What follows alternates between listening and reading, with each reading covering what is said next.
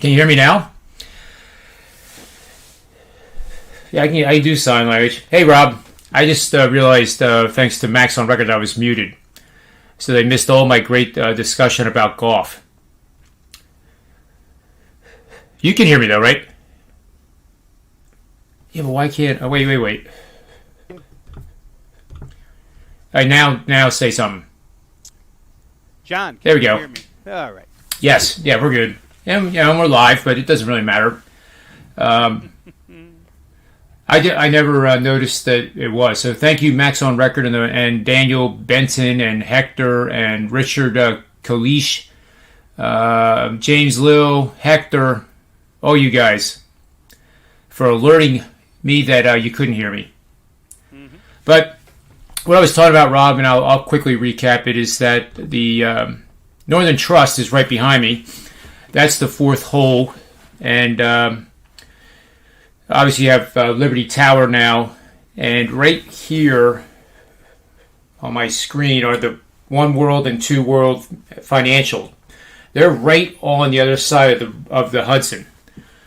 So we have this landscape that looks like there really is no river there, but right over that crest is the Hudson River, and I'm right in the background here is the fourth hole, and then let's see, right about there was that's where I lived for about 15 years.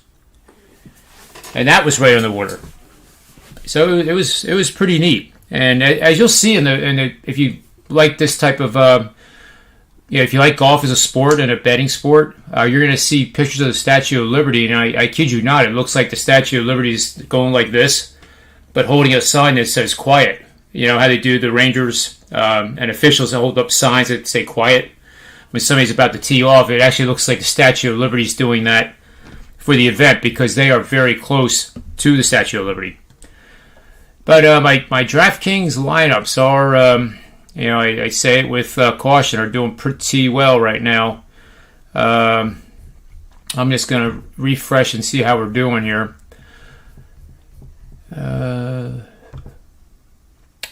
It's actually windy. That flag that I'm looking at right now on the TV is kind of not doing anything, but there's a lot of wind, but they're tearing this thing up, relatively speaking. Like 4 or 5 under is a very good round.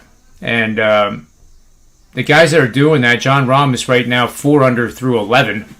Justin Thomas 5 under through 12. Harold Varner's already in the house, 5 under 66. They're making it look easy. They really are making it look easy.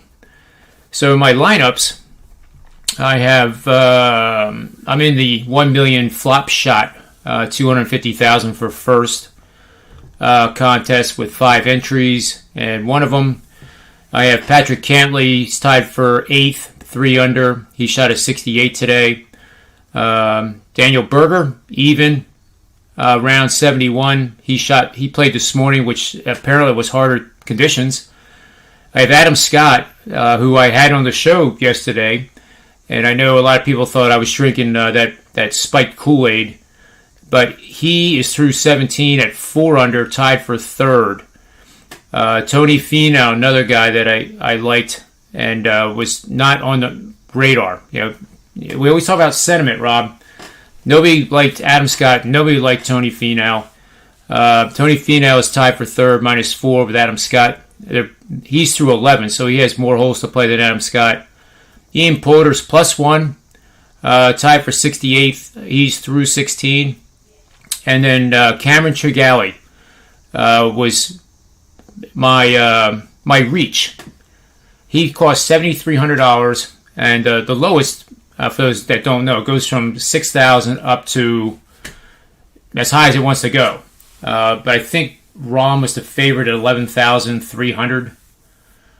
So I got Tringale at 7,300, and he's tied for 3rd at -4 through 13. So I have 3 of the guys in that one. They're all tied for 3rd. The guy that I need to get a good round in tomorrow, which I think he will, because he's tees off at 7:20 a.m.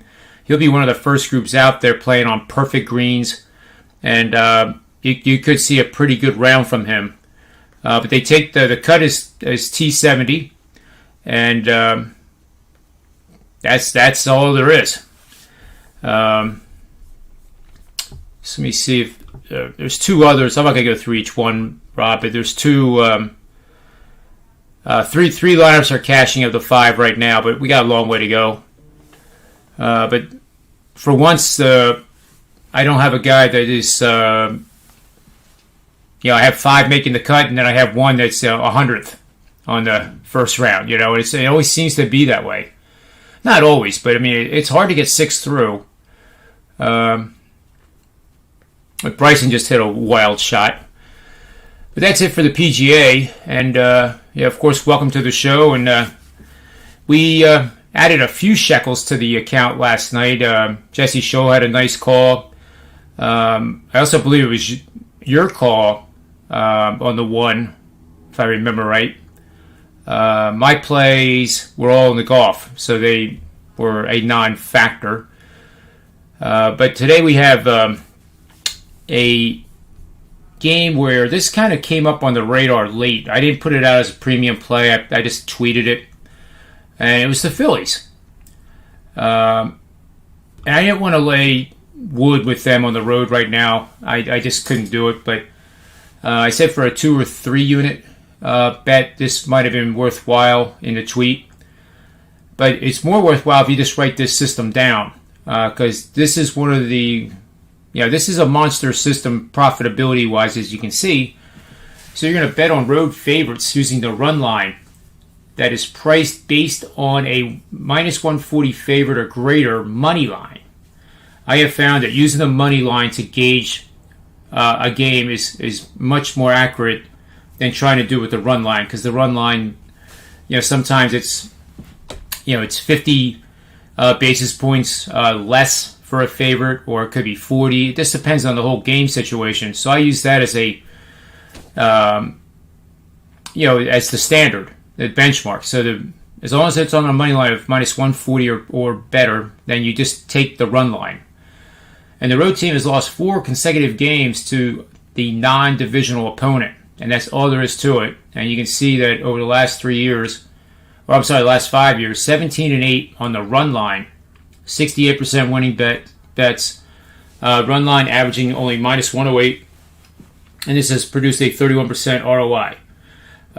Going back 15 years, 40-22, 65%, 30% ROI. Very, very consistent. And if you did this using the money line, it produced only a 7% positive return on investment. So this is one of those where there's a big gap between the money line returns and a run line. I think, Rob, sometimes people get scared that their team is not going to win by 2 or more, and that becomes an issue. But this, I hope, illustrates that you can have some confidence in going after a team like Philly, who's playing now, and I don't even know what the score is. But, I would have to say if Arizona scores first, I would probably bet this game while we're on the air. What do you think of this game, if you have anything? Well, I don't have anything, John. It's 0-0, bottom of the 4th. The Phillies have 1 hit, and the Diamondbacks have no hits. In the bottom of the 4th, the Diamondbacks are up. So 0-0. Zach Wheeler's pitching really good and probably crossing his fingers and anything else that he can cross that his team will actually score him a run today, because Humberto Castellanos and Taylor Widener have done a great job shutting the Phillies down. So I don't know. We'll see what happens here. But he's throwing well. They're both actually throwing well at this point. Arizona's got, looks like 2 down or 1 out in the bottom of the 4th.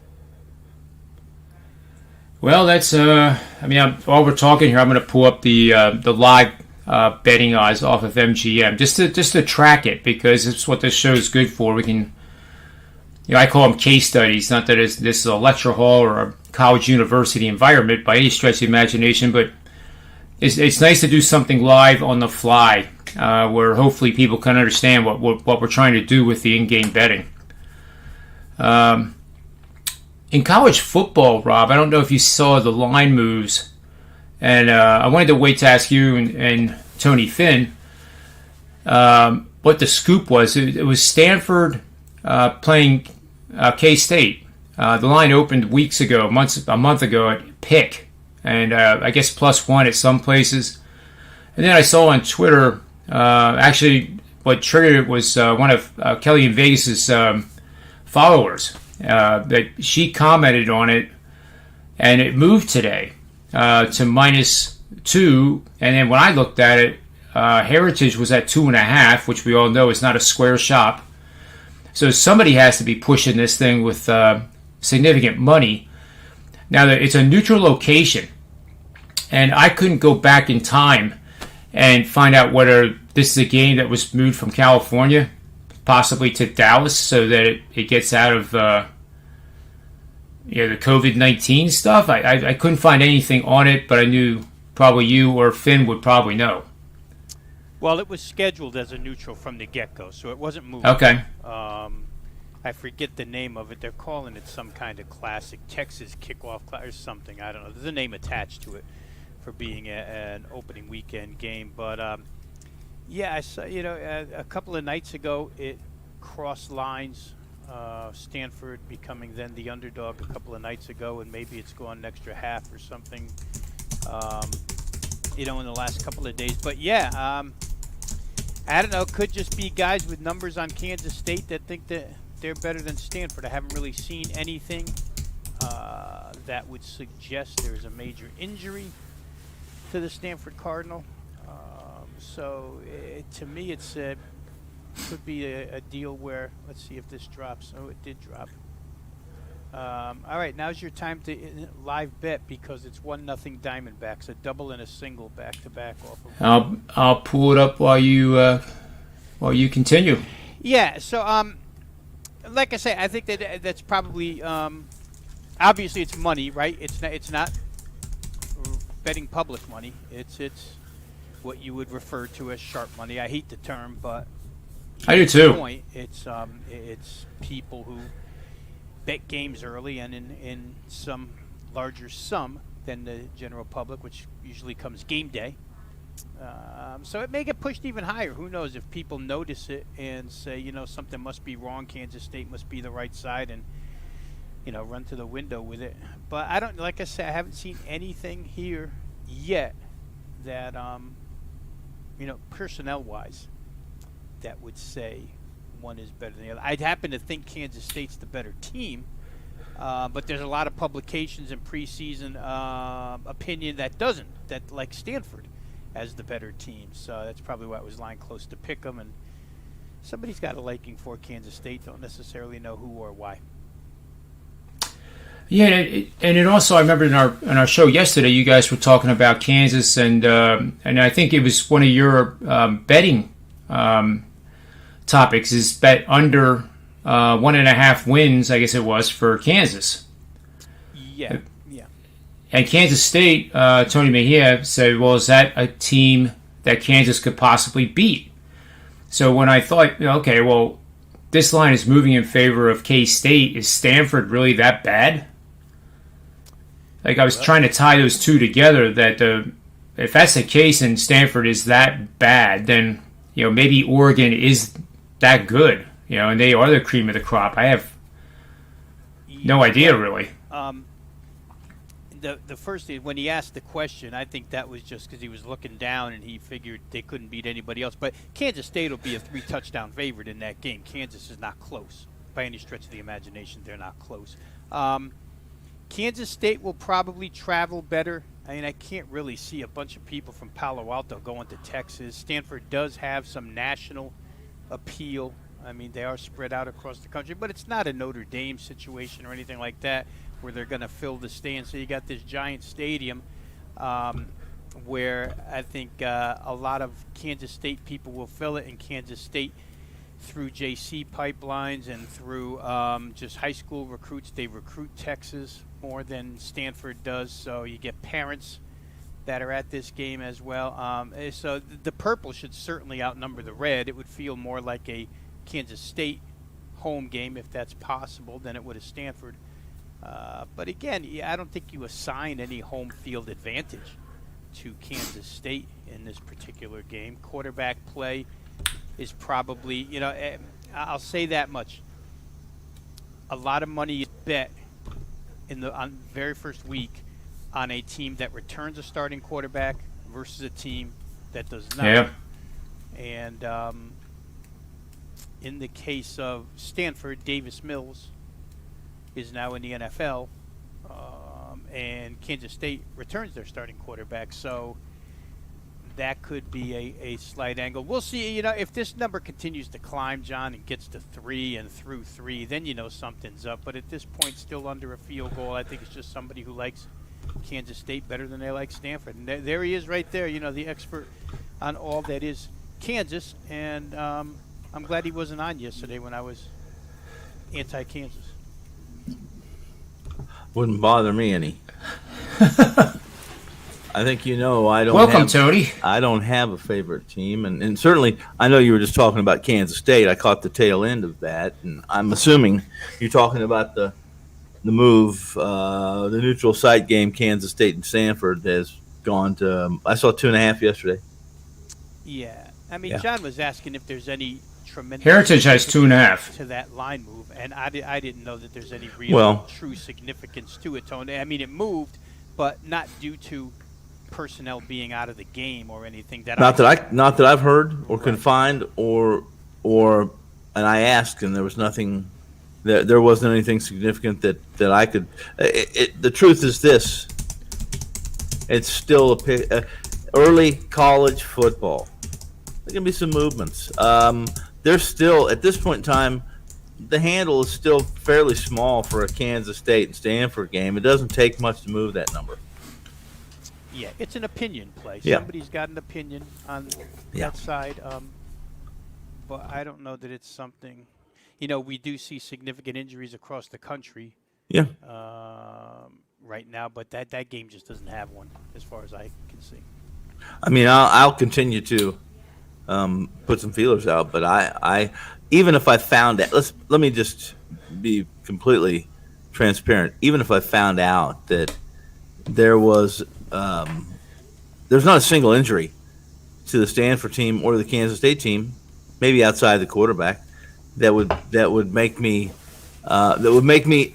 give me inspiration to jump into that game. I pretty much agree with you, I think. Yeah. But I guess it's really the only one that I've seen move that much that fast. That's not that fast for. It's fast because we haven't even started the season yet. Well, we have started the season, John. I mean, I know not literally, but it started. At this point in time is when you're going to begin seeing. Right. You're going to begin seeing some movement, and for the most part, the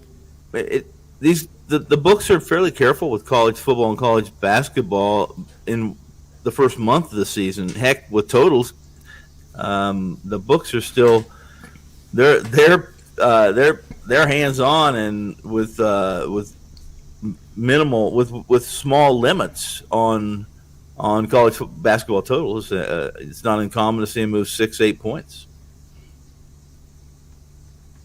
Yeah, college basketball is crazy. Yeah. But we've already, there's been some college football totals that have taken off already. Yes. So, I mean, totals are typically the totals are what are going to. You're absolutely going to see more significant moves, or at least more. Use whatever word you want. Dramatic moves. In totals than you are in point spread handicaps. I'm looking at some baseball scores here. Transitioning quickly. I guess that's not even a segue. It's kind of like jumping off one rail to another. Yeah. We have the Angels 11-10 over Detroit. And I wanted to ask you guys, and this is just for the pizza. Remember, we're going to keep track of pizza bets. And I wanted to make sure, I thought I remember saying at the end of the show, take the Mets at, I think it was 4-1 in the live bet. Yesterday against San Francisco? Yeah. Yeah, because they did win. They did. I was on live. I was doing a live show, John, and was getting ready to go to extra innings. and I said I would never take the Mets. So they can't bunch hits. Hell, they can't get one hit. It's hard enough to get one hit, let alone get two. I'm certainly not taking them extra innings. And it took a while. They didn't do anything, but neither did the home team. So the Mets ended up winning by 62, right? Yeah, they had a 3-run homer by somebody I remember. I don't recall the name, but that made it 5-2. So they obviously scored another one on top of it. Yeah. But my reasoning behind that,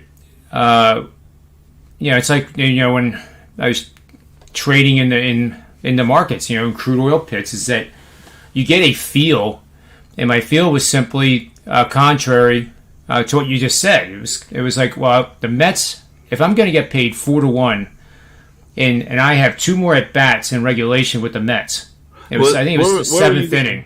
Where were you getting 4-1? Were the Mets down? They were losing 1-0. Okay, and they were plus 400. Yep. Well, that makes sense that you're going to compete some money. However, it also the other side of that coin is that's what not only the odds makers think of the Mets, but it's what the public thinks of the Mets, and that they're not going to back this team. So I'm always, and I think you have to use your gut, but I always call.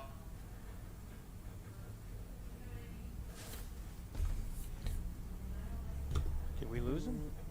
Yeah, your mic's not working, Tony. I can't unmute it either. I bet you I'm working. There you go. You're back. It was me. That one was me. I'm fooling around with the mouse, and I just happened to hit the mute button. I think part of the reason the plus 400 came too is because it was so late in the game. It was like sure. 8th inning, 2-1. Yeah. The Mets were down to but one run is 4-1 is in live betting. I don't know where you found that live. What app were you on, if I can ask? DraftKings. Okay. I can't. It was at 350 at MGM. After I looked that up, so a fair price, I think, to actually get it executed was probably 350. The 4 was there, but maybe that wasn't realistic to get. But you have multiple outlets. Right. Get the 4. Yeah. Right. Get the 4. For the show, I'll be dead honest. I use MGM if I ever pull the trigger on anything on our show, which I think I've done 3 times.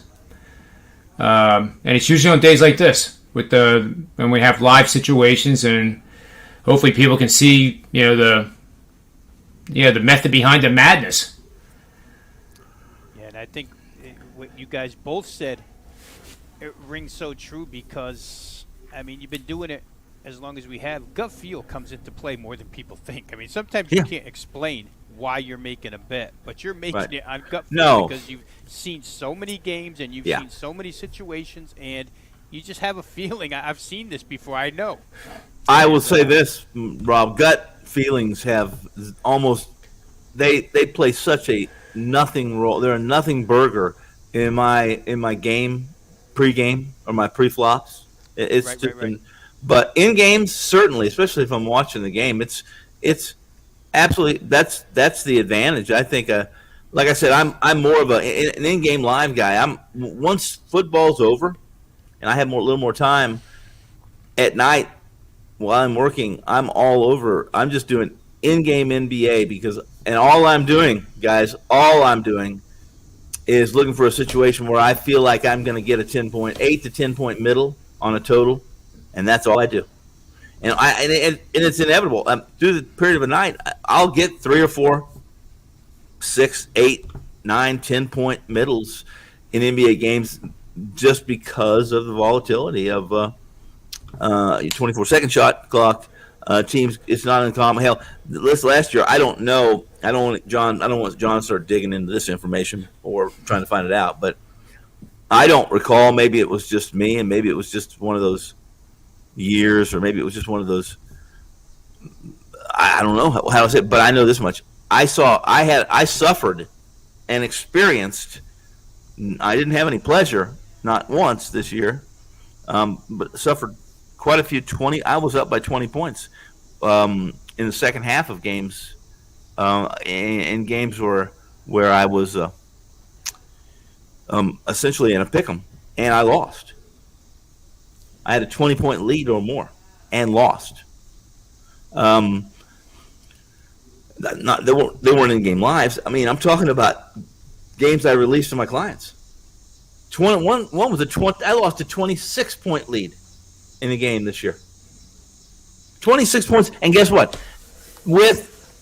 I think there was only 3 or 4 minutes left in the third quarter, and I lost a 26 points. I remember that game. Watching one on a Sunday afternoon. Yep. I remember watching one between the Denver Nuggets and the Celtics, I think. And the Nuggets were home, and it was an afternoon game, and they were destroying that team by mid-20s at least, with about 3 minutes left in the third. And Boston won that game outright going away. They didn't just come back and get them. They went going away. And I'm telling you that it wasn't an aberration. It was not this season, not for me. It was not an aberration. It wasn't, it wasn't a lone wolf or a standalone.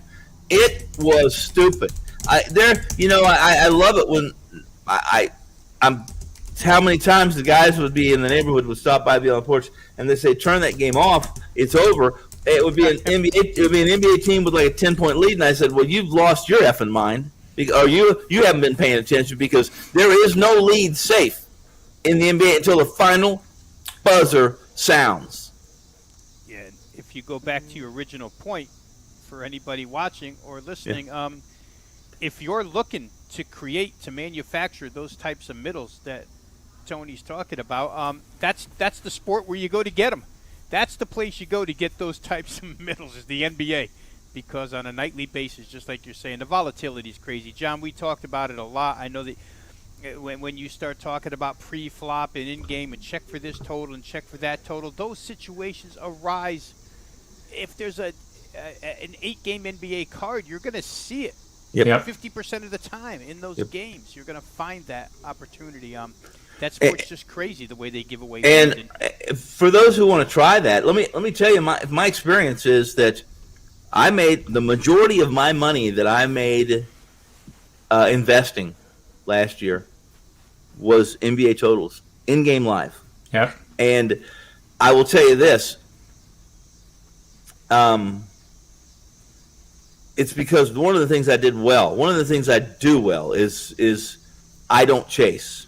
And if I had that gut feeling that was gas and it wasn't an accurate gut feeling, and basically I'm not taking a Polish middle. If I guessed incorrectly or I felt something that didn't come to fruition, guess what? I left the game alone. I take the loss and move on. And I can't tell you how many people I know will chase right. until and then feel like they can't get away from it for some reason. I don't understand that, where you can't leave it alone, and it hurts them. It hurts them. Yeah, they use in-game to hedge a bad bet.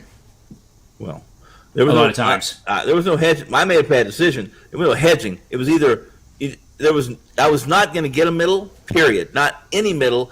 And if I tried something, it's a situation where you can lose both of your pushes, and I just walk away and wait to have ammunition to kill and eat another day. Yeah, I guess I wasn't referencing your example well. I was saying that some guys will pre-flop the bet, right? So the Eagles are playing Dallas. Eagles are favored by 6. Suddenly Dallas gets out to a 10-0 lead. Mm-hmm.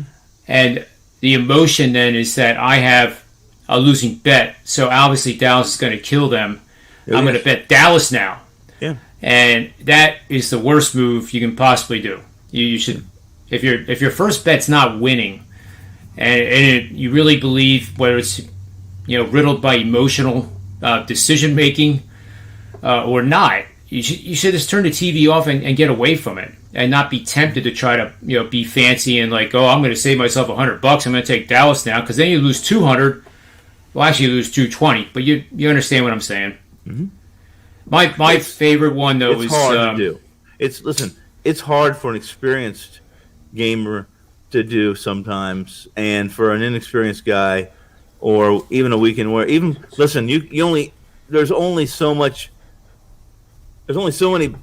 slices of pizza in a whole pizza, and when John mentions just a disclaimer, when John mentions pizza money, guess what?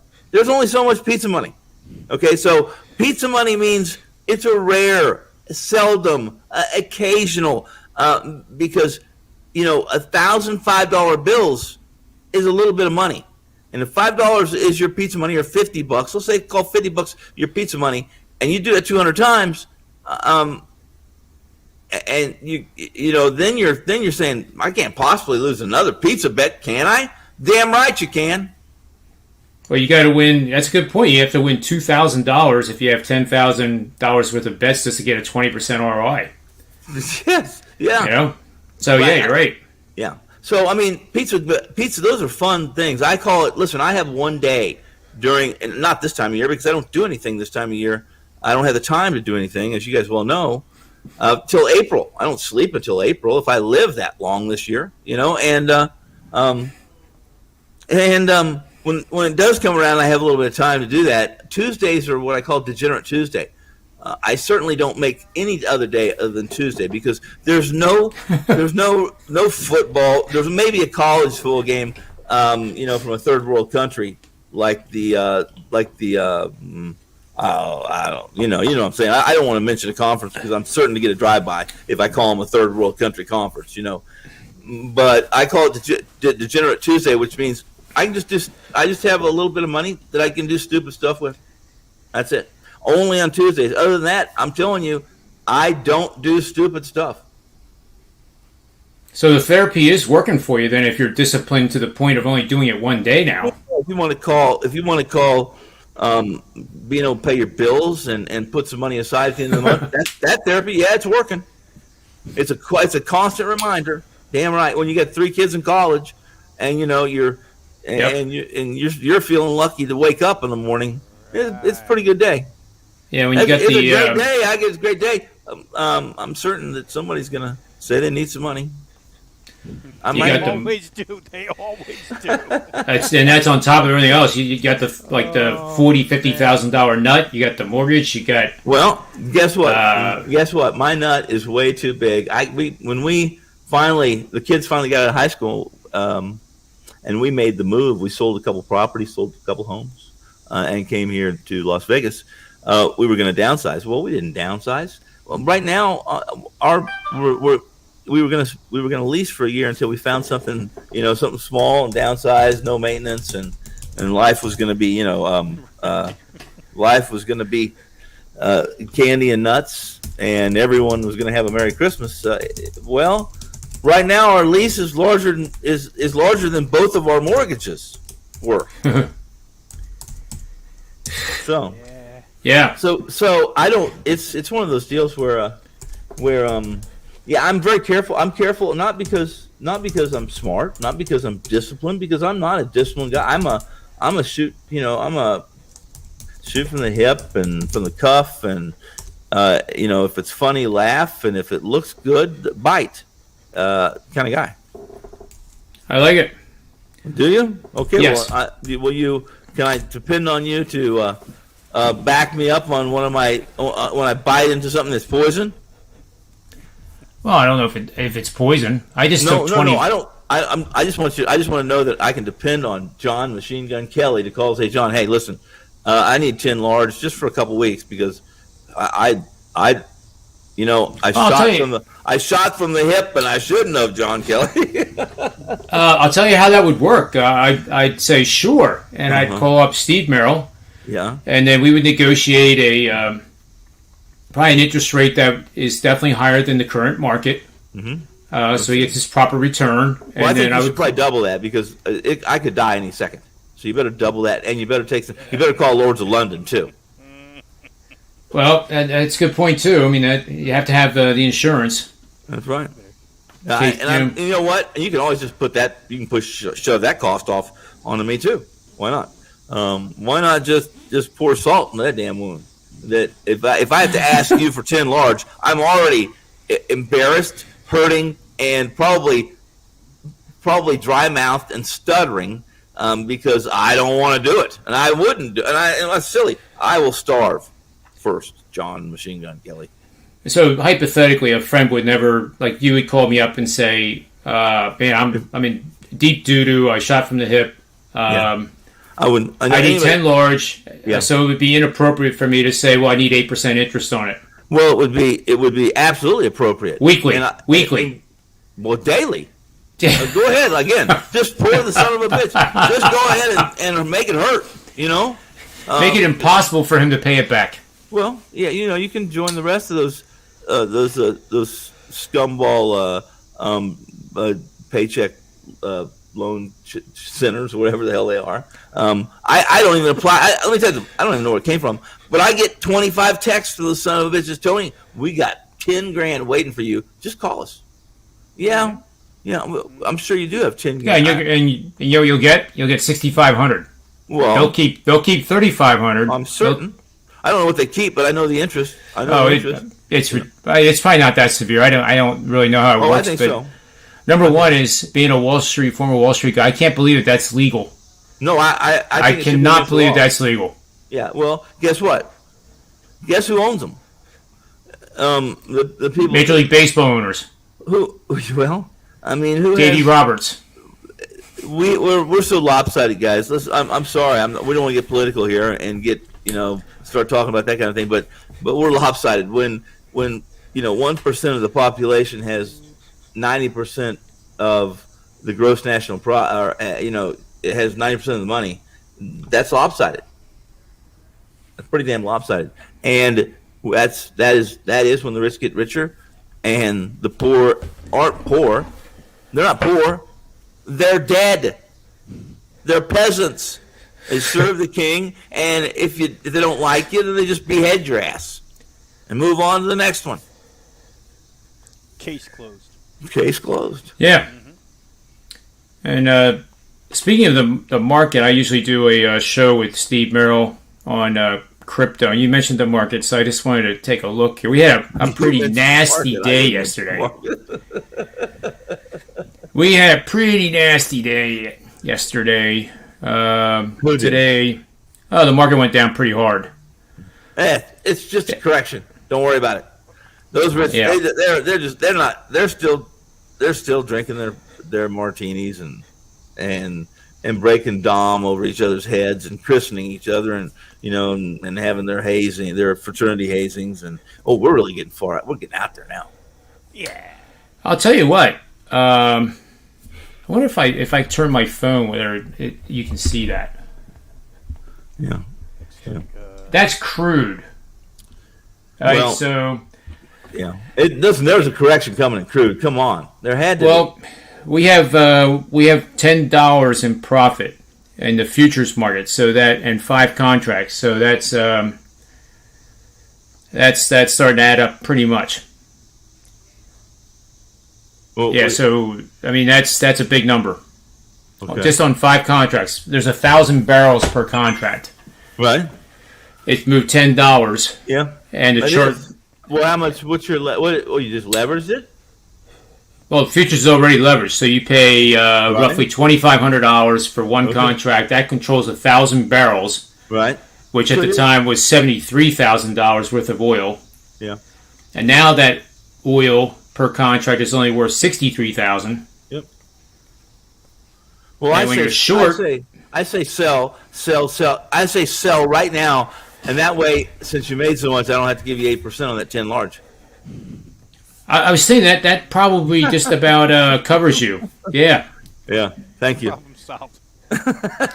Now the S&P 500 is what I've been watching, and a friend of mine. We traded. He actually traded for the Hunts. I traded for a guy named John Mulhern, that some people might know. Mean like the Hunts? You mean like the owners of the Kansas City Chiefs? Lamar family? Yeah. Wow. Were you involved with them when they stole all my silver? No, I don't think I was born yet. You were born. I was born when they stole my silver. I was there. I saw it. I had a couple. So I had silver coins in my can in my drawer, and those son of a bitches. I was high. They cornered them. Well, I thought they got hurt pretty bad in that deal, but because there was nobody to unload it to. Right. Nobody would buy it, and you got to that peak. Everybody had bought, and everybody then, just like in the movie Trading Places, there was sell, and nobody wanted to buy. And that's truly what happened. But no, it was some pretty sophisticated option trading, that kind of stuff, and he and I both like when we're on the same page and thinking that this thing is way overcooked. It usually breeds confidence, and then yesterday we got the engulfing candle off of an all-time high, and then it plunged yesterday. It plunged again today, but it has recovered those losses because there's so much damn money in the monetary system that any dip now is bought. But I think one of these times here, it's not that buying the dip is going to be the worst thing you can do from this day forward for the foreseeable future. That's what I will say about the S&P 500. So I've actually had an S&P short trade on for the better part of 3 weeks based on the show. So we set up this real account, and you can't lie when you show the results. You say I'm going to short it right now at 44.0350. You can't then a week later say, well, no, I didn't say that. I said buy because the market's at 4,500 now. You know what I'm trying to say? We're just trying to, like, Steve and I are trying to be like really spot on. And also like the Bitcoin thing. I mean, that was a mini bubble, if not a full-blown bubble, when it was in the 60s, because everybody you talked to knew. There was no if or when. It's going to 200,000. It's going to 150,000. I don't do much. I don't do any. My investing is what we do right here. That's my investing, and a few other things that obviously but they're low risk investments. Okay, so properties. I'm basically, I might push in or go in with someone on a short sale and know that I'm not gonna. Chance of me losing are pretty slim. Okay, right. So that said, I'm not one of those who I don't know. I know this much. I read a little bit about that, and a lot of guys did say it was going to go to 200. Some guys said it was going to go to 400. Then other guys said, "Listen, it's not going to. It's if it does go that high, it won't be there very long." And they basically said that they thought 40 or 80,000 was the top. That the market couldn't. That the way it was set up, and they got a little bit. They got out of my ballpark as far as the language and me understanding where they were going to. The methodology they were using and why and this and that didn't ring true with me, but they said 40 to 80, basically 40,000, right? That 40 to 60 was the top end for this stuff for crypto because of the large number of other cryptocurrencies that are becoming available every minute. That's the bubble. Yes, it's so similar to mortgage-backed securities, which I was a part of in the mid-'80s when it first came out. It was the greatest instrument in the history of man. It enabled banks to get it off their balance sheets and do more mortgages, and then institutions like us would package them together and sell them to the endowment funds, for example, or European banks. It was a win-win. But of course, with human nature and the way our world works, somebody is always going to find a way to manipulate it and exploit it and take advantage of it and then make it ridiculous. So then what they did was they created these tranches. And like in the movie The Big Short is spot on. It's a great movie if you ever want to actually know firsthand what happened with that. But it is true that dogs owned homes in Florida.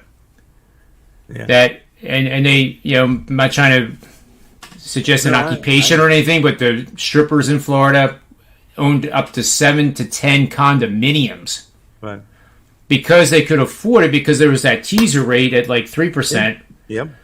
And then nobody bothered to tell them. It wasn't a fixed rate, though. Right. It was a teaser rate that then adjusted to the current market rate, which was like 9. Yeah. Yeah, that's crazy. And that's really what caused it. But your Bitcoin thing is exactly spot on to that. You don't need that many. And that's why I actually don't know if Steve actually has Bitcoin. I have never owned any cryptocurrency, but I have traded the futures contract on the Chicago Mercantile Exchange. I've owned some. I feel safe with it. I've owned some. I feel safe doing that. I've bought some to purchase a product where they were only, excuse me, where they were only taking cryptocurrency, Bitcoin. So I had to go. I just purchased some and used it to purchase. That's how long I had it. So. Well, Rob, I guess we really got off the rails there. Question. We did get off the rails, but I have one question before we move on. What is crypto? What is Bitcoin this morning? What is it? It's like 46,000. Okay, let me ask you this then. If hypothetically, if we had a website that was doing and we had a product that we had a fixed price on our product, meaning the more we sold, the lower our price became, obviously. So what it is it's one product that it's sold, let's say it's sold at $10, and we sell 1,000 of them a day, so it's $10,000, and our product cost, whether we sell one or whether we sell 10,000, is $200. That's it. That's what it is. That's the product cost. Now, that doesn't include delivery, et cetera, et cetera. There's some other nickel and dime costs that would alter that. But I'm just using this as an example. Why wouldn't we,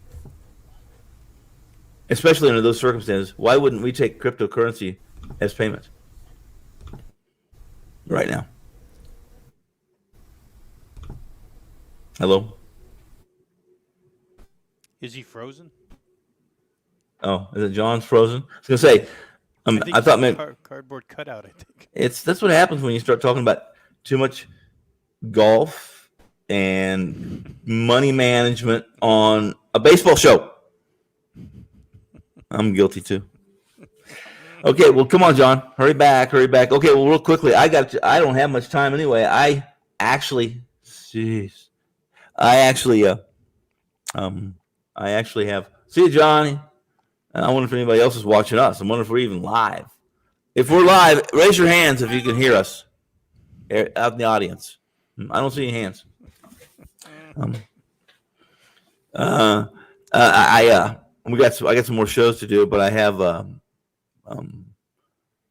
But tonight's football. We got football tonight, and I also have an article that I need to turn in, and it's just I don't have to tell you, everyone who's listening. It's been this way for a long time, but I don't know why. Maybe it's just because I'm getting a little older, but it was never an issue for me that 4 to 6 to 8 Starbucks couldn't take care of. I didn't need to sleep. Right. Now it's just not. It's just a little bit different, and most of it's we're accountable. We delusional, believing that we can still do the same things we could do at 35, and we're no longer 35. We're not even 45. We're not even 55. Yeah, right. You're absolutely right. Right, but damn it, it just happened yesterday. I could do it day before yesterday. That's crazy. Yeah, well, I don't know about TV, and the next thing, I don't know what happened. It's Oh no, every day, Rob. Every day, I will sit down in my office. I'll leave. I'm going to go buy. Part of it is I think if I buy a new chair, the chair I have, I think a chair has, and people will tell me, yeah, hey, guess what? He's back. He's back. Yeah, we had just a little electrical little crypto surge flash, a little flash. I guess Big Brother was trying to keep me quiet. Yeah, well, then let's be quiet because I said I said that's what happens when you start talking about too much golf and cryptocurrency You're on right. a baseball show.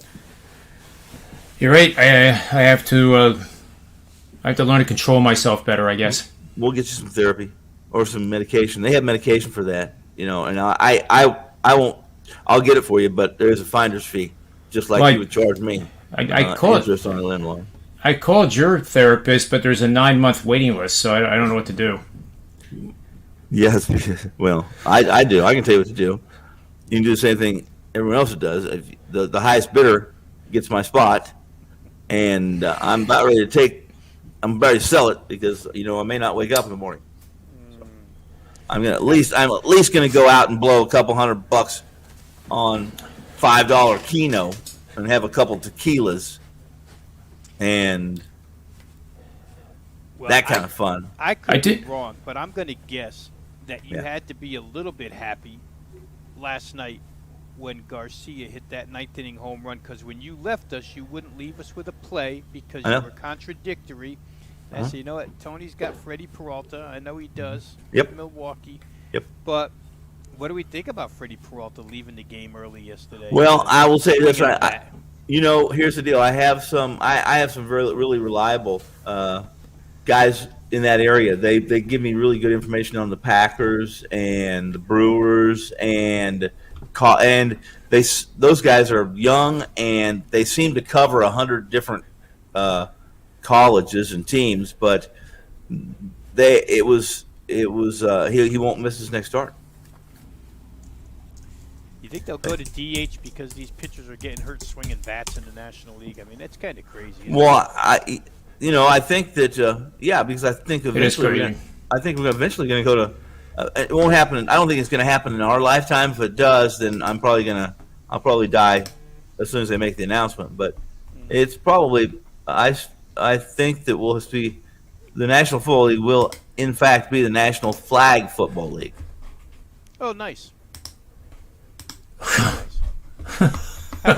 about Lance Lynn throwing his belt at the umpires last night? Yeah, well, let me tell you something. I watched that whole thing, and here's the deal: if Lance Lynn was guilty of something, then he would have done more than throw the belt. He would have rubbed it in the ground a couple times first, then threw it. It is who Lance Lynn is, and Lance Lynn, he's having a darn good season, except for he's not getting much. He hasn't been as good late. But then that's another John Machine Gun Kelly correction. I mean, there's a correction, there's a regression, and Lance Lynn has some regression coming.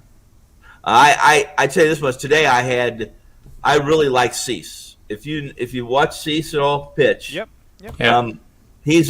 His stuff is dynamic, and when he has a little better, he's pretty young still, 24, I think 24, 20, whatever it is. When he understands umpires and such, the umpire today, I said that umpire it really doesn't hurt Cease because most of his strikeouts are swing and miss strikeouts. They're not called strikes. They're called strikes. They're just not. He buries a lot of balls in the dirt. He gets those swing and misses on pitches guys are trying to hit off the bounce. If they're not, then their ass has been fooled pretty badly. But they 5-4. I lost that game, and I really didn't. I tell you what, right now, I don't like playing. Minus 150, and I did today. Because I really like Cease. I didn't like Oakland. I didn't like their posture, and I certainly am not a big Irvin fan. And I just felt like this was a strong play. I had a couple of really strong plays today, and Chicago had 8 hits. Oakland scored 5 runs on 6 hits. Yeah, they got the long ball a couple of times. They're pretty good at that. Who is? Oakland. Scoring runs with. I should run the analytic for our show tomorrow. Well, no, listen. No team was. I said it this year. No team had more walk-offs, more 8th and 9th inning wins last year than Oakland. I was a big part of. I had a lot of those. I benefited from them. I'm one of those that would not be a good sales. I would not be a good spokesman for the A's. I think, and Rob can attest to that. I say it all the time. Their pitching staff's pedestrian. If they had to pitch in the old bandboxes that used to be in Philly or in Cincy, I mean, it still is to some degree, right? But if they had to pitch in those boxes, they wouldn't even be in Major League Baseball right now, in my opinion. Yep.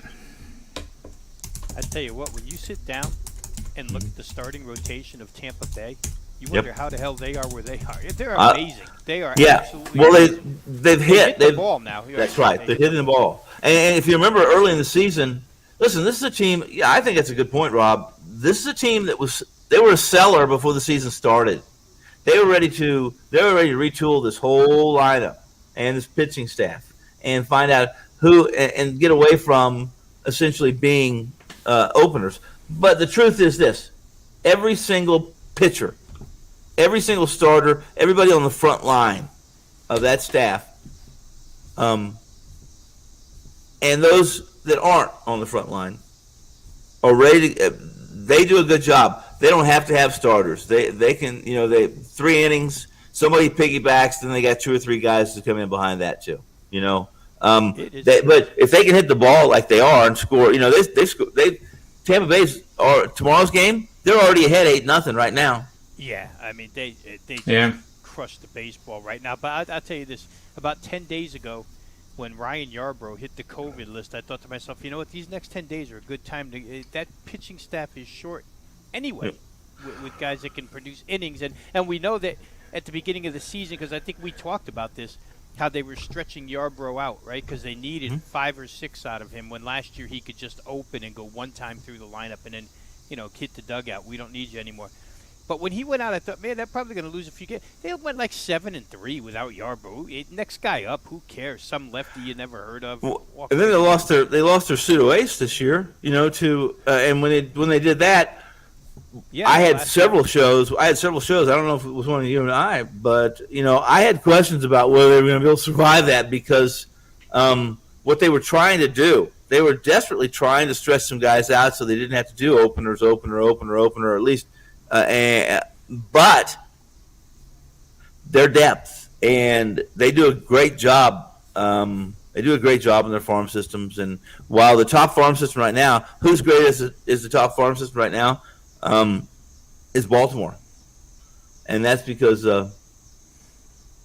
I will say they've done a decent. They haven't given. They don't have to give guys away because they're never buyers. They haven't been for since 1820. They haven't been a buyer. So, but Tampa, they're always going to be undervalued. They're always going to be underestimated.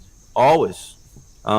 They play in a dirt box of a stadium that is nothing more than a tent with a roof that is going to come down any day. It's going to fall in. Of course, it's not going to hurt anybody because it's made of paper. Yeah, I mean, they haven't made a revision to that stadium in 30 years. It's the same. Yeah. Even when that stadium was new, Rob, it was. I thought that's sure not very aesthetically pleasing.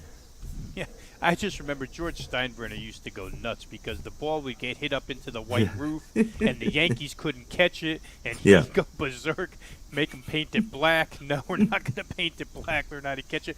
But when they hit the playoffs, guys, and their staff consists of like McClanahan and Fleming and Yarbrough, you wonder how they're going to match up. But they're not. They're not. Fleming's not. If Fleming is a part of their postseason staff, then I'm fading them. Yep. McClanahan's a little different story. He can miss some bats, but he still has this. He's still young. But they started hitting. Remember, they couldn't hit a left-hander if we put it on a tee for them, on a left-handed tee, for the first 2 months of the season. It was miserable. But there's something about Brews. yeah. Well, Nelson and I'm one of those that. So what? So you got Nelson Cruz, but it's really it's more than that. They, those guys all understand their role. While they can hit some home runs, they did that last year. I thought I was fairly surprised at their power numbers a year ago. But this is a group of guys, no names, a bunch of no names that if you pulled 5 guys out of Buffalo Wild Wings, and there's a free putt, by the way, Buffalo, send me my damn check. There's another $5 for the show. Right. They couldn't tell you. They couldn't tell you who leads off for Tampa Bay. Couldn't tell you. Yeah, well, I could tell you just because I was amazed this morning when I'm doing some box score work and I see that the second baseman, Brandon Lau, has 29 home runs. Are we crazy? Yeah, that's crazy. What's that remind you of? It reminds me of a Baltimore Orioles team when their leadoff hitter went from having 8 home runs to 40 or 50. Brady Henderson, yeah. Yeah, right. Mm-hmm. Which was and guess what? I wasn't that savvy to steroids or PD, but I assure you, he didn't do that. And if you're listening, Brady, we know you didn't do that on your own. You don't go from 9 to 50. No. In 1 year. No. You don't go from 40 to 70 either. Right. Well, there's a whole court case to prove that. It's crazy. Yeah, I'm amazed by them. I know Rosarina wasn't hitting to start the year. He's hitting like 280, but they don't even have nice averages on that team. They don't have good on base percentages. They don't have good batting average. To their defense, no one does. This is when I put a slash number, this team slashing this and this, and someone will say, well, that's not that impressive. I said, well, look at the rest of the damn league, and it's pretty impressive. Right. Because that issue we had with whether it be whatever Major League Baseball did to this ball or didn't do to this ball, in combination with tack, the numbers were pretty paltry, guys. A couple 3 or 4 weeks before the All-Star break, across league-wide. It skewed the overalls for sure. Yeah. And now they're getting skewed the other way because we see so many runs scored. But I don't know. I don't either. I know this. I'm not. I understand I'm quite certain, and in fact, not just certain, absolutely positive, without question, without hesitation, no hiccups. I know the one thing in life that is more reliable than death and taxes is change. Everything changes. There's cycles. I'm sorry that we have clean fuel and those kind of things, and some of our friends' fathers and brothers, you don't have a mind to work in anymore. But guess what? I have a lot of friends who were newspaper guys. They understood as soon as the internet came along. Guess what? They knew I got to find myself a job because I'm not going to have a job in 2 years, 3 years, 4 years, whatever it is. And they don't. It's change. Everything changes. So, guys, I have to accept the fact that we're living in the NFL it's a video NFL, video NBA era, pace and space, 3-point shots, big numbers. NFL, if you can't score in 2 minutes, then you're probably not going to be that team that has a chance to win on Super Sunday. You're just not. Now you only need a capable defense, a defense that's capable of bending and not breaking. But you have to be able to score. You have to have weapons on offense because defense doesn't win championships anymore. Although people have argued with me, look, these were all top 10 rated defenses. Well, yeah, they're not the 85 Bears because I guarantee you McMahon didn't win that Super Bowl. Yep. The refrigerator Perry was not the MVP because he had a 1 yard carry that he had 25 Big Macs before the game and put a couple extra pounds on so he could roll across the goal line. But this just, do you agree? I mean, there may be a change back, but I don't see it. People like offense. People like scoring. People hate playing unders. People hate rooting for failure. They don't want to root for failure. That's why the public plays favorites and overs. They don't want to root for failure, unders. Me, I like being a winner before the ball's ever tipped, pitched, kicked. I like it. Beat me. Yep. So we're gonna talk a lot more college football tomorrow, just because next week it really does start. And for the benefit of this show, I'm going to start our round of best bets for the show, which is a play that I forget who asked me to do this. James Lill in the chat room, but I've already had this play targeted, and then I have a Major League Baseball play that I'll quickly go over that I like quite a bit. But the line on this game, Nebraska-Illinois, has seen almost 70% of the bets and the money on Illinois. And that immediately raises a red flag for me. It makes me contrarian. It makes me interested in Nebraska. And if you look at what the market has set this game at, it's basically 31.5 to 24.5 type of game, or 31-24. You take the total, divide by 2, and then you take the line, divide by 2, add that remaining amount to each side, either adding it for the favorite or taking it away for the dog, and that's how you get the final score.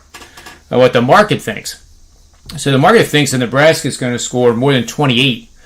And I'm here to tell you that over the last 10 years, when Nebraska has scored 28 points, they're 144-70, which is a little bit better than, it's about 68%.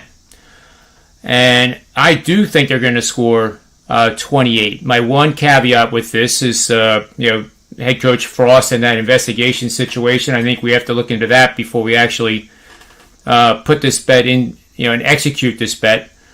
But I do have a concern with the Nebraska defense giving up an equal amount, because this is a 31-24. Nothing to say that Illinois can't score 28 as well.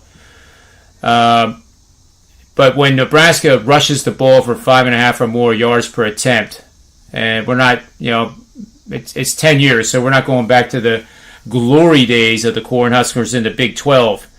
They're 73-41 with 2 pushes. Again, that's pretty good. That's 64%. When they gain 6.5 or more total yards per play, and these numbers are coming off what my models are saying and expecting. So there's a high probability that Nebraska will be able to achieve what I just said. They're 80-31 in that role the last 10 years, 5-2 the last 3 years. Now, the bloodbath occurs on the Illinois defensive side, and then Illinois as a team. When they allow 5.5 or more rushing yards per attempt, they are 15-50. In any season over the last 15 years, Illinois has not had a winning record against the spread when they have allowed 5.5 or more rushing yards. And that's a pretty, 5.5 is a decent number at the college level.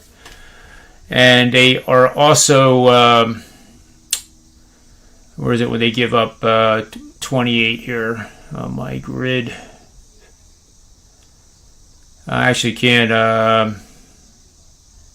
find it. They're when they allow more than 450 yards, which is what Nebraska expected to gain, they're 8-29 over the last 5 seasons. So I think the more this line comes down, and if it would hit, I don't know if it's at 6 yet. I can't. Do you guys think it could go to 5.5? I mean, just a kind of a weird number to come down from an opening of 9.5 down to 6. I guess it could. The trend right now is a frenzy betting Illinois, and I think I wouldn't rush to the window tonight. I just keep waiting and let the market tell us where it's going to go. Who's to say it can't go to 4.5? That would be a great number for Nebraska, in my opinion. So my pick there is Nebraska, and that actually is a 4-unit premium bet. that I was going to put up today on sportsmemo.com. So if you're hearing this, don't go and buy it because you just got it. But I will be providing more dialogue along with Tony and Rob as the game day approaches. Then in baseball, I seem to have a fetish today with the run line. I think there was a pitching change today. I think Walker Buehler was supposed to start for the Dodgers, and it suddenly changed to Brewstar Guerrero, and I don't think that's a household name that even guys in our chat room are going to know. But what caught my attention with that name is the last time he pitched as a reliever, he struck out Ohtani, and you really saw what the guy had. And I actually have his pitches here. First pitch, and this is with first and second, and Davey Roberts, you'll love this, Tony. Davey Roberts was saying at the press conference, I can't even say this without laughing, with runners on first and second, he had highly considered walking Ohtani to load the bases with a one-run lead in the bottom of the ninth, or bottom of the eighth. That has to be the most ridiculous thing he has said, in my opinion, to add to the things that you know. I mean, you don't put a tying run on third base at any level. I don't care if it's sixth grade elementary baseball or if it's in-house. And if you don't have any confidence in the guy that's on the mound to do that, then you're crazy. I mean, that was ridiculous. So anyway, this guy has some great stuff, and he's getting a start tonight. He's had how many games has he pitched in? That's the one part I don't know. I mean, it's not a tremendous amount, but here's the pitches. First pitch, strike, 88.5 slider. Second pitch, 100.3 four-seam fastball, but missed for a ball. Called strike, 88.7 slider, 1-2 count. Fouled off a 101.2 sinker. You know what I think about that. A four-seamer, a guy who throws a sinker throws a four-seamer they just have a God-given ability to have that sinking movement. And that's what it is. So 101.2 with down and in movement. And then the fifth pitch was 101.5, same pitch, and that was it. It blew him away. Absolutely blew him away. So when I saw his name on the board here, and Walker Buehler, I think, was the starting pitcher, right? So he was, I guess they were like minus 250. And now it's, last I saw, it was like minus 175-ish. I had to reset all my boards so I don't have everything in front of me. Let's just see where it is. I have to write it down for the purpose of the show. All right, so baseball, MLB, Dodgers.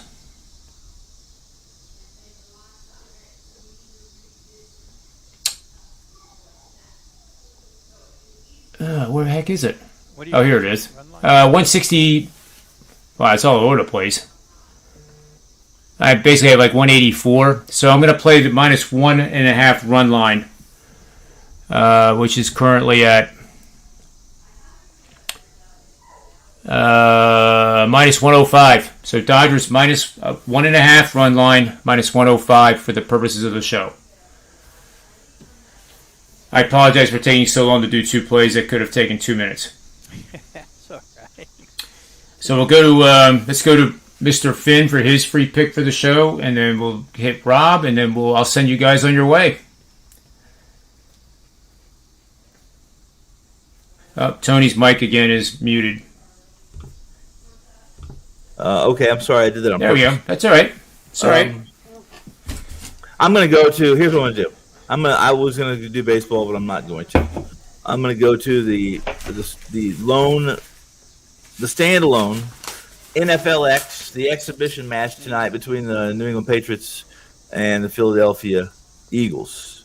And the intel I have on this game isn't, I don't think it's a secret. I think what I'm going to say, if you're well read and you're persistent and you like to dig like I like to dig, or you just read really a little bit, you're going to find that earlier this week, the Patriots and the Eagles, they took part in something that was made things very clear about who Bill Belichick is, if you've forgotten. And what they did was these two teams had some joint practice sessions. I think you guys probably knew that, right? Yep. And during the joint practice sessions, the first day, Cam Newton and his buddy Mac Jones decided that they were going to be really bad. They were out of sync. They missed easy throws. They looked as though they didn't know the playbook. Tuesday's practice was a little more. It was better. They were better. All the snaps, all the contact coming in red zone work for both teams. Most drills were 7-on-7, but the session was successful after the Monday debacle. And Newton was 9-10 with his throws during those red zones. However, here's what happened. A couple things happened. Defensive back Jonathan Jones, he didn't take part in his contact drills or any of the 7-on-7, any of the 11-on-11, any of the 1-on-1 offensive red zone work. The injury to Jones really has left the Patriots vulnerable in the secondary. And I fully expect the Eagles to approach this game a little differently than Belichick. He doesn't care. He doesn't care. He set this whole thing up because he doesn't care about. All he wants to do is get some work in, see who he's going to keep, who is going to be a surprise release because he found somebody that he can sign for 25% less and get the same kind of production. I think that if we don't know, we should know that Bill Belichick has a percentage of the bottom line of the Patriots. It's fairly obvious. I'm going to back the Eagles for several reasons. There's a writer who works for the Philly Voice. You guys have to be familiar with that, aren't you? I don't read it, but I'm familiar with it. Yes. Okay, yeah, and his name's Kimsky. Okay, but he does a really good job. He's reliable, Jimmy Kimsky, and he was trying to watch the three fields Monday, and he couldn't do it. He couldn't keep track of it, so he moved and he said, "You know what? I'm just going to watch the Eagles' offense versus the Patriots' defense. More specifically, he's going to watch the wide receivers, tight ends versus the defensive backs and linebackers." And he said it was basically an Eagles highlight reel. A highlight reel. Now, the one caveat tonight is what do we know? Oh, you guys are right there. You have to help me here. You can help me and help our audience. Who's the kicker for the Philadelphia Eagles? He's one of my favorites, that idiot. Okay. And who is it? Jake Elliott, Memphis kid. Right. Okay. Is he healthy? Okay. I haven't heard that he's not, okay. Tone. I just heard some. I didn't. Jimmy couldn't answer it. I just heard that maybe that he'd had a little bit of a some leg issue or something, but they didn't sign a new kicker. So I'm assuming that maybe that intel wasn't anything that's solid, or it's gold. It's not etched in stone when it comes to me. So a lot of times it's speculation too. So that said, I'm telling you right now, this game has gone from. It's kind of been a teeter-totter for an NFLX game. That's not unusual, but I think the latest thing I saw before I started doing videos today and programming, radio, etc., that the Patriots had a 1.5 point handicap, -1.5. I saw a pick 'em before I started doing videos. Let's look at it right now. And right, the Eagles are Circa has them at -1. The total's gone up a little bit from 37.5, now 38.5 at a couple of places. 38 still a penny, and it's still a pick 'em essentially, really a penny because it's -1 even money. William Hill pick, South Point a pick, Westgate a half, which I like. How about that? Westgate's putting out halves. You don't see many halves anymore. Do we? No, you don't. No, you don't. It's a good line, though. I like that. I do too because it's a half -110. You see, instead of it's essentially. I'm sure you can get the pick, but it's $1.20 or $1.25. But you could have a tie. You could have a game ended in a tie. There's no overtime. Absolutely. There's no overtime. In fact, I was preaching for the week one. Listen, guys, in games you think are going to be closely contested, if your team's getting 2 or 3 points, I think it's a wise move to take it because in situations where there may be a touchdown ties it up. I will tell you that I lost I'm 3-1 in preseason so far. 3-1. My loss came in a game I thought I had won. I turned it off. I thought I'd won it. What game was that? It was the field goal that I had Arizona against Dallas. Oh, okay. Right. And listen, I thought Arizona wouldn't. I didn't think they would kick the extra point in one situation. They did. Wow. I didn't think they'd kick the field goal to tie it up. They did. They did not do the things I thought they would do, and I thought that my 2 points was gold, and that's my only loss. I'm going to take the Eagles tonight because I know Belichick doesn't give an F, and I know that that's not the case with the Eagles. The Eagles would like to win. In fact, there is no excuse for losing in Philadelphia with their fan base if it's a cockroach race in the corner of your living room. If your cockroach lost, it's because you did not treat it well. You didn't feed it right. You didn't train it right. It's the way it is. Philly wants to win. I like Philly. I'll take Philly in a pick. And if I had to, I would probably lean to the over in this game. But a lot of it has to do with the fact that I don't think you're going to see many starters on the defensive side of the ball for New England.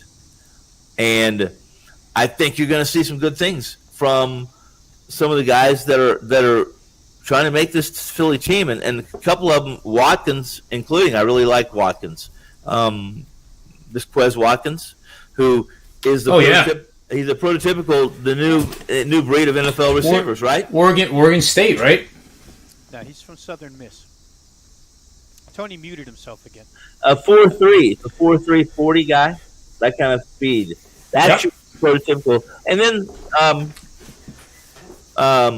Rager. Yeah, but these guys, I think you're going to see linebackers playing cover corner for the Patriots tonight. So I'm on the Eagles, not pizza money, but 3 pizzas. You know, that kind of small Papa John's 3 for $20, I think. Well, right behind me where I am is a great place to get pizza, Tony. Well, it is if you like, but I'm a New York pizza fan. I like thin crust, very thin. That is New York City in the background. No, that's not. I thought that was a picture. I'm sorry, I didn't know you were live. Okay, yeah, you're right. You can tell I'm not my face isn't as lighted because the sun's going down. Is he on mute? I think this time he did it intentionally. No, what's happening is it's obvious right now. What I did was I've moved my mic a little bit, and I think I have a bad cord. And as soon as it disconnects, it'll signal. You know what I'm saying? I think that's what's going on now. That's okay. He's probably absolutely right because it just happens out of the blue. Just right now. Yep. So this is not my first. This is not my first mic wire that I've gone through, because I have a tendency to yank on them, and they have a tendency to fall off the stand a couple times a night, and a couple tequilas spilled inside, those kind of things. Routine stuff. It happens to everybody. But I apologize for going on and on, but that is my free pick tonight. It is the Philadelphia Flying Eagles and Tony, the Fighting Eagles.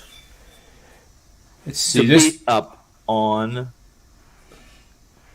the New England Patriots. Let's do an alternative. I don't know if we can get an alternative plan here, but I'll take the Eagles by more than 16 points. I bet I can get plus 600 on that. That's where I lived for about 18 years, 15. Where? Right where my finger's pointing. Well, you know what? I live 350 right next Albany to you. Street. I live right next to you too, underneath the building. next to it. Had a tunnel from Ellis Island to that building, and that's where my family. That's how we got here. The bottom of a ship, and then underground, New York Underground.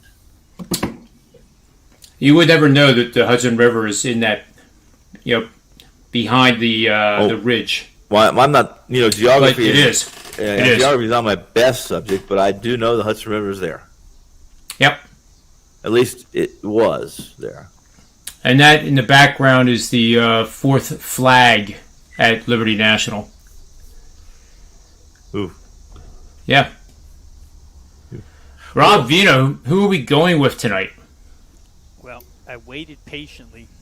I'm sorry I took so long. No, because I'm not saying it for that reason, because I'd wait all day to listen to you. But I was glad that in the end you took the Eagles and didn't take both ends of this game, and again, if you're watching, don't go buy it. It's up there, but you'll get it for free here. I played it over, Tone. And I played it a lot of the reasons you mentioned, but where New England is concerned, offensively, what made it good for me is, first of all, knowing that Philadelphia, let's just start right here real quick. They still haven't named Jalen Hurts the starting quarterback, which continues to lead Joe Flacco on and continues to make Joe Flacco play. Yeah. So I think you get two good quarterback efforts here. Jalen Hurts had a pretty solid press conference here locally the other day where he said some stuff that makes you believe that there were just some near misses in that first game. Not physical near misses, but somewhat of communication near misses, real correctable stuff that we could see in action tonight as far as explosive plays are concerned. But the other side of the coin is New England, from what I gathered, wants Mac Jones to throw the ball downfield tonight. He threw a lot of dink and dunk last week, and they don't want to see they know he can complete the short passes. They wanted to get it down the field. Cam Newton's in a dogfight for this job. Yeah. No matter what, so I think Cam will play. So I got two sides with quarterback battles where I think we'll get, pretty good work out of both. The Eagles' speed, like you guys mentioned. Remember, Quez Watkins was like a fifth or sixth round. He was the third wide receiver they drafted that year. The 200th pick, I think. Yeah, he's when you way down there. At eighth round. Miss every single week in Conference USA, he's tearing it up with Southern Miss. So they've got speed on top of speed on top of speed. They're going to try and do things offensively, as is New England. And to your other point, Tone, with New England and Belichick, a lot of these coaches, boy, you read enough articles, and they're basically telling you more than ever this year that they get what they need out of the joint practice. And the game, it just doesn't matter. You know what I mean? They tell the other coach, hey, listen, we want to work on this. Can you set your defense up so we can try this? And that's what they get the most out of is the two practices or three practices, and not necessarily the game. Nobody's going to tell each other what they want to look at during the game. But I think there's going to be points. It has climbed to 38.5, which, of course, now you have to lay the extra half a point. I didn't have to when I played, but I still think it's getting to the 40s. And then now the side's lighting up. Everything's -1 across the board now, all of a sudden, too. I'm seeing at Silver South Point, we got -1 at Westgate, -1 at Hill, -1 at Penny, -105. So it moved 5 cents. So there's some money coming in right now on Philly. And guess what? We got, an hour and a half before kickoff. So that's about right.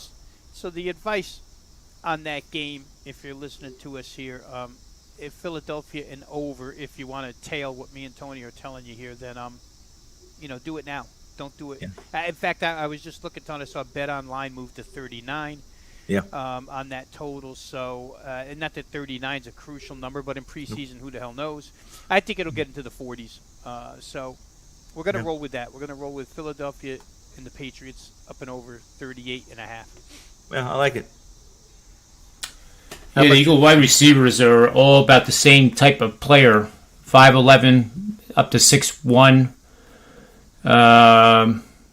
Only J.J.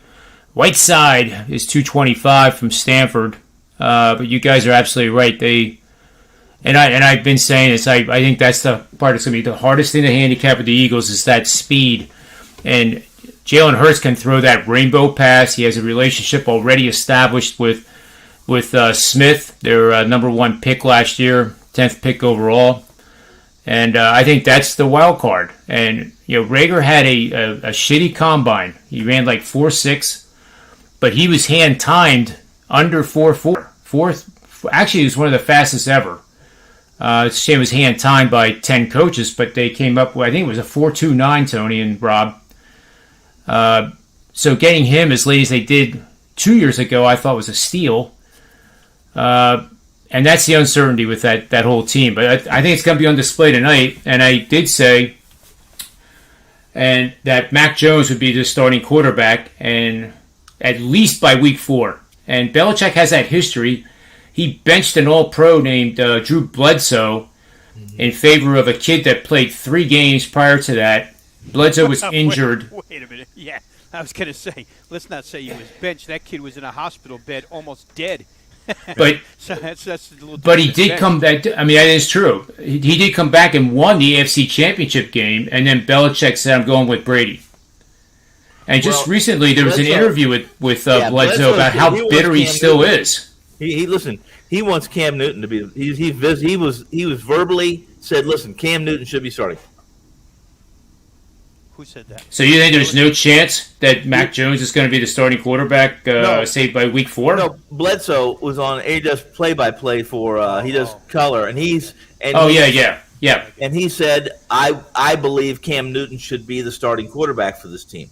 So I don't know if that's still. I don't know if he's still bitter or so. I don't think. Listen, if Bledsoe is still bitter over that and what Tom Brady did, then he needs more therapy than the 3 of us combined.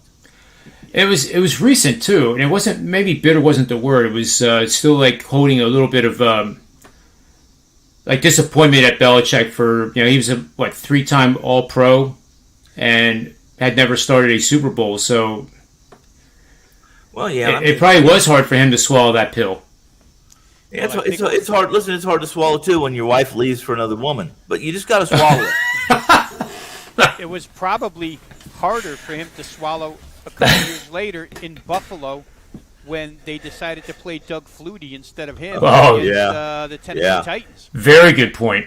You know, I mean, he was on the shit end of that deal too. Yeah. That's the Music City Miracle, right, where they did that kickoff lateral to White Chick or whatever, and win that game. But I know we're doing the show tomorrow, and we do that. But I will say this right off the bat: I do not expect, just for those who are in the audience, and I could be wrong, but I don't think I am. In fact, I know I'm not wrong because guess what? It's already started. I grabbed. Listen, Arizona's not going to show anything. They're not going to show their retooled scheme, and Kansas City is going to play their starters for a full half, maybe more, tomorrow night. And they were -2 yesterday. I saw them go to 2.5 last night. They're now at 3, and I expect this to climb and grow and climb and grow. Yeah, and that's the thing for those watching with this new 3-week preseason. Right, we're in week 3. Yeah. Which week the coach is actually going to use as his dress rehearsal? It's going to be different from all of them, I think. Yeah. Andy Reid. From what you're saying, Tone is treating tomorrow or his game this week in week 2, and then probably week 3 you won't see anybody. And I will say, and I think you're right, Rob. And I will say this, and not that Kansas. I'm not saying Kansas City's the best things in sliced bread, but if you have any offensively, defensively, they'll be who they are, and they have not spent much money on the defensive side of the football. They're going to be a bend and don't break. With their defensive coordinator, who is the defensive coordinator right now.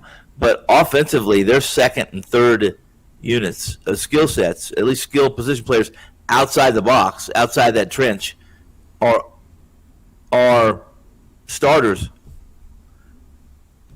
and quality starters for most teams. I mean, the Pringles, they finally got the kid back. If you guys, he's been hurt for 3 years. And they just added another running back that's a dual threat. I mean, they're absolutely loaded for bear. I mean, and the thing is, they want to be able to to protect Mahomes. But if you look at the metrics, and Rob, I know you have, and you have too, John. Mahomes is better outside the pocket. Yeah. Yep. He's dangerous anywhere, that guy. Yes. Yeah. And I don't know. I'm telling you right now, if they're healthy, it's just stupid. I mean, and Kelsey's grown up. He shaved his beard. He's got a clean cut. He looks like Grandpa now. It's like, wow. It's like he belongs on the Yankees. Well, anyway, I guess we'll call it a day here, guys. I know we all have a lot of work to do. It is way late. And Mr. Finn is in the Las Vegas time, so he has almost a full day ahead of him to catch up to us.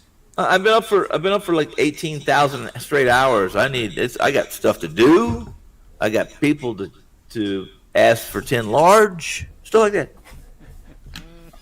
So on behalf of that, on behalf of Mr. Finn, Rob Veno, myself, WagerTalk.com, SportsMemo.com, and these Predictive Playbook shows at Manny's Irish Pub Sports Betting Show, may all the wins be yours tonight.